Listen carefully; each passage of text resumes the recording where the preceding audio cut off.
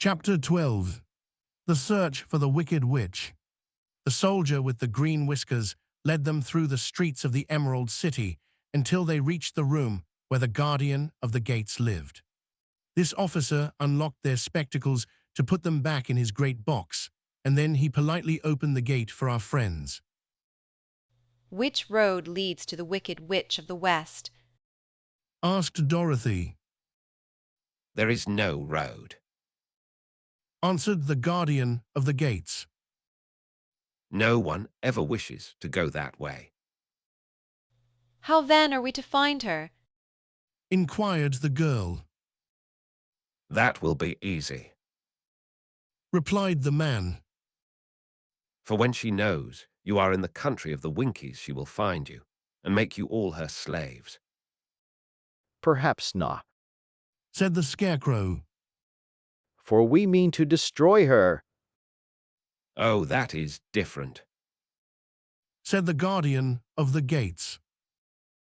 No one has ever destroyed her before, so I naturally thought she would make slaves of you, as she has of the rest. But take care, for she is wicked and fierce, and may not allow you to destroy her.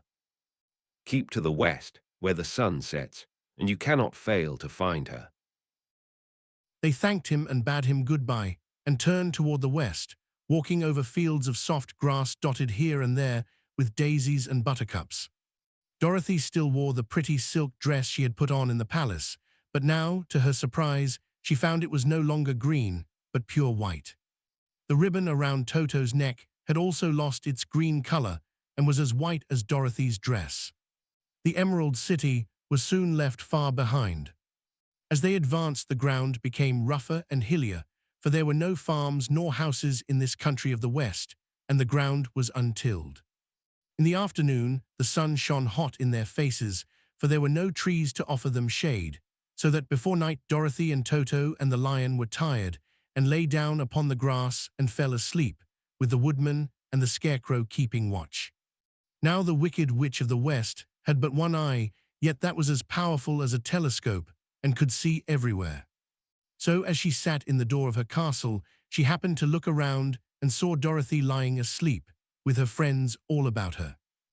They were a long distance off, but the Wicked Witch was angry to find them in her country, so she blew upon a silver whistle that hung around her neck. At once there came running to her from all directions a pack of great wolves. They had long legs and fierce eyes and sharp teeth. Go to those Said the witch, and tear them to piece. "Are you not going to make them your slaves?" Asked the leader of the wolves. No toys. She answered, One is of tin and one of straw. One is a girl and another a lad. None of them is fit to work, so you may tear them into small piece. "Very well," said the wolf, and he dashed away at full speed, followed by the others. It was lucky the Scarecrow and the woodman were wide awake and heard the wolves coming. This is my fine. Said the woodman. So get behind me, and I will meet them as they come.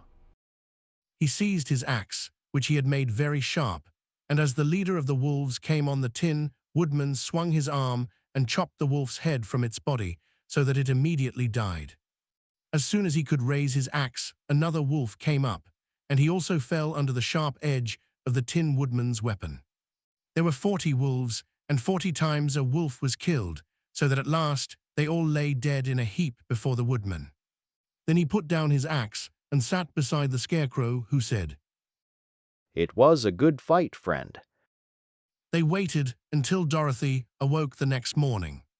The little girl was quite frightened when she saw the great pile of shaggy wolves, but the Tin Woodman told her all.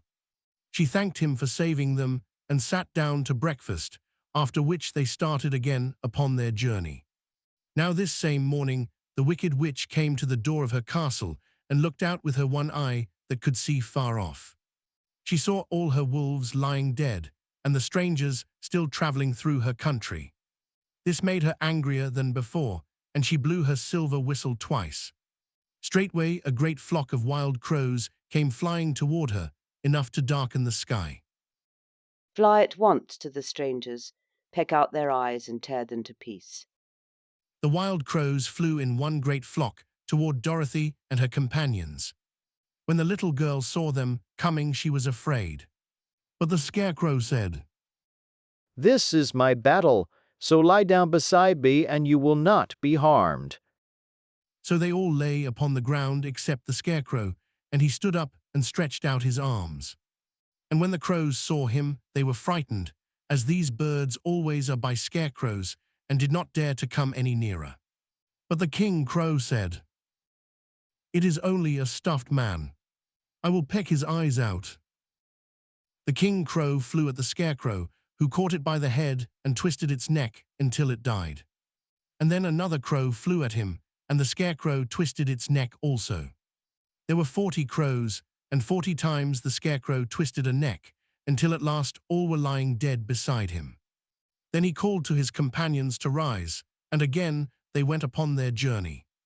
When the Wicked Witch looked out again and saw all her crows lying in a heap, she got into a terrible rage and blew 3 times upon her silver whistle. Forthwith there was heard a great buzzing in the air, and a swarm of black bees came flying toward her. Go to the strangers and sting them to death. Commanded the witch, and the bees turned and flew rapidly until they came to where Dorothy and her friends were walking. But the woodman had seen them coming, and the Scarecrow had decided what to do. Take out my straw and scatter it over the little girl and the dog and the line. He said to the woodman. And the bees cannot sting them. This the woodman did, and as Dorothy lay close beside the lion and held Toto in her arms, the straw covered them entirely. The bees came and found no one but the woodman to sting, so they flew at him and broke off all their stings against the tin, without hurting the woodman at all. And as bees cannot live when their stings are broken, that was the end of the black bees, and they lay scattered thick about the woodman, like little heaps of fine coal. Then Dorothy and the lion got up, and the girl helped the tin woodman put the straw back into the Scarecrow again until he was as good as ever. So they started upon their journey once more. The Wicked Witch was so angry when she saw her black bees in little heaps like fine coal that she stamped her foot and tore her hair and gnashed her teeth. And then she called a dozen of her slaves, who were the Winkies, and gave them sharp spears, telling them to go to the strangers and destroy them. The Winkies were not a brave people, but they had to do as they were told. So they marched away until they came near to Dorothy. Then the lion gave a great roar and sprang towards them, and the poor Winkies were so frightened that they ran back as fast as they could. When they returned to the castle, the Wicked Witch beat them well with a strap and sent them back to their work, after which she sat down to think what she should do next. She could not understand how all her plans to destroy these strangers had failed, but she was a powerful witch as well as a wicked one, and she soon made up her mind how to act. There was, in her cupboard, a golden cap with a circle of diamonds and rubies running round it. This golden cap had a charm. Whoever owned it could call 3 times upon the winged monkeys, who would obey any order they were given. But no person could command these strange creatures more than 3 times. Twice already, the Wicked Witch had used the charm of the cap. Once was when she had made the Winkies her slaves and set herself to rule over their country. The winged monkeys had helped her do this. The second time was when she had fought against the great Oz himself and driven him out of the land of the West. The winged monkeys had also helped her in doing this. Only once more could she use this golden cap, for which reason she did not like to do so until all her other powers were exhausted. But now that her fierce wolves and her wild crows and her stinging bees were gone, and her slaves had been scared away by the cowardly lion, she saw there was only one way left to destroy Dorothy and her friends. So the Wicked Witch took the golden cap from her cupboard and placed it upon her head. Then she stood upon her left foot and said slowly, Epi, pep, cack, keek. Next she stood upon her right foot and said, Hill low, hole low, hell loo. After this, she stood upon both feet and cried in a loud voice. Zizi, zuzi, zik. Now the charm began to work. The sky was darkened, and a low rumbling sound was heard in the air. There was a rushing of many wings, a great chattering and laughing, and the sun came out of the dark sky to show the wicked witch surrounded by a crowd of monkeys, each with a pair of immense and powerful wings on his shoulders. One, much bigger than the others, seemed to be their leader. He flew close to the witch and said, "You have called us for the third and last time. What do you command?" Go to the strangers who are within my land, and destroy them all except the lying. Said the wicked witch. Bring that beast to me, for I have a mind to harness him like a horse, and make him work. "Your commands shall be obeyed," said the leader. Then, with a great deal of chattering and noise, the winged monkeys flew away to the place where Dorothy and her friends were walking. Some of the monkeys seized the Tin Woodman and carried him through the air until they were over a country thickly covered with sharp rocks. Here they dropped the poor woodman, who fell a great distance to the rocks, where he lay so battered and dented that he could neither move nor groan. Others of the monkeys caught the scarecrow, and with their long fingers pulled all of the straw out of his clothes and head. They made his hat and boots and clothes into a small bundle and threw it into the top branches of a tall tree. The remaining monkeys threw pieces of stout rope around the lion and wound many coils about his body and head and legs, until he was unable to bite or scratch or struggle in any way. Then they lifted him up and flew away with him to the witch's castle, where he was placed in a small yard with a high iron fence around it, so that he could not escape. But Dorothy they did not harm at all. She stood with Toto in her arms, watching the sad fate of her comrades and thinking it would soon be her turn. The leader of the winged monkeys flew up to her, his long, hairy arms stretched out and his ugly face grinning terribly, but he saw the mark of the good witch's kiss upon her forehead and stopped short, motioning the others not to touch her. "We dare not harm this little girl," he said to them, "for she is protected by the power of good, and that is greater than the power of evil. All we can do is to carry her to the castle of the wicked witch and leave her there."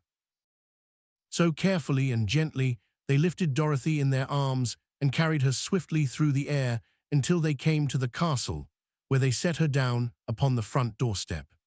Then the leader said to the witch, "We have obeyed you as far as we were able. The Tin Woodman and the Scarecrow are destroyed, and the lion is tied up in your yard. The little girl we dare not harm, nor the dog she carries in her arms.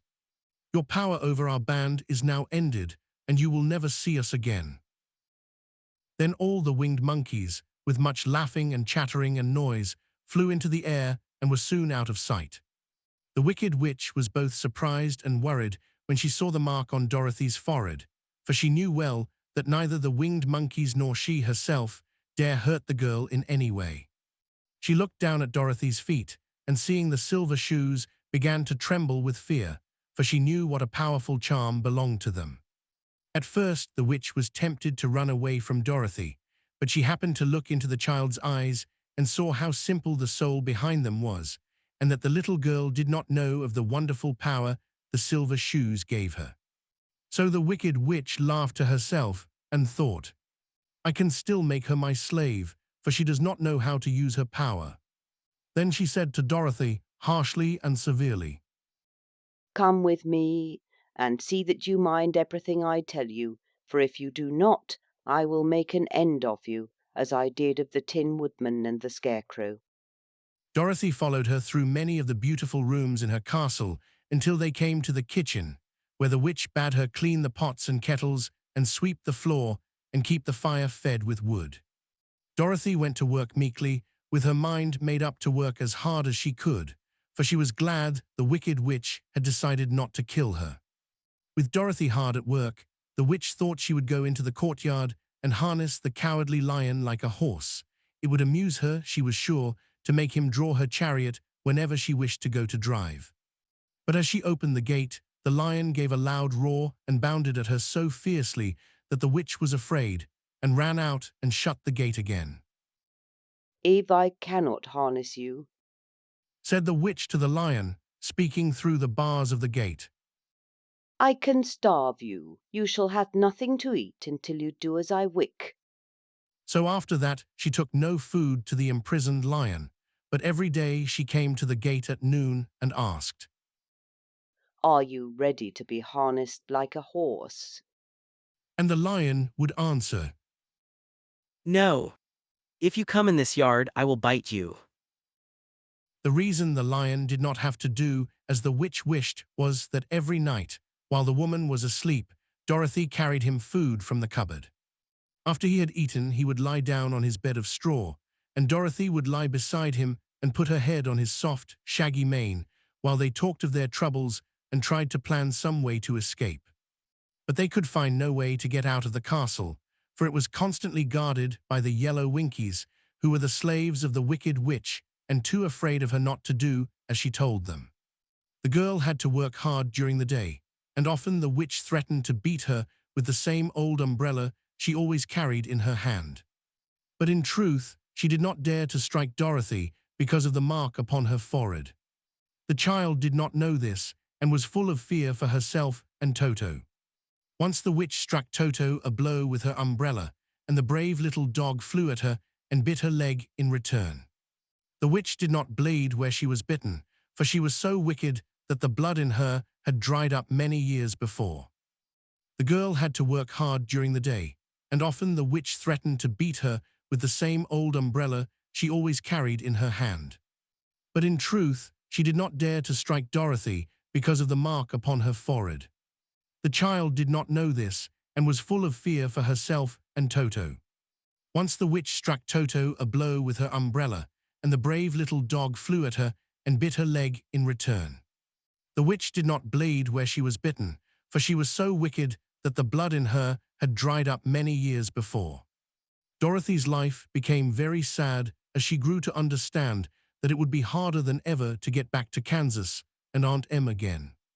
Sometimes she would cry bitterly for hours, with Toto sitting at her feet and looking into her face, whining dismally to show how sorry he was for his little mistress.